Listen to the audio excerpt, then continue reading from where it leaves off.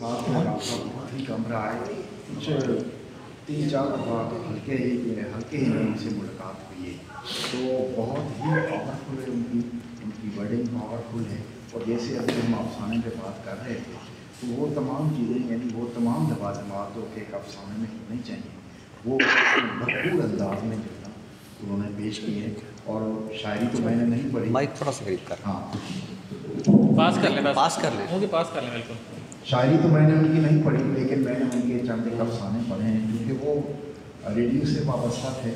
تو میرے خیال میں آپ بہتر سمجھتے ہیں سیر صدر کہ ریڈیو سے وابستہ جو لوگ ہوتے ہیں ان کو ایک خاص ٹیکنیک آتی ہے اپنی بات پہنچانے کی اور افسانہ بننے کی اور کہانی بننے کی.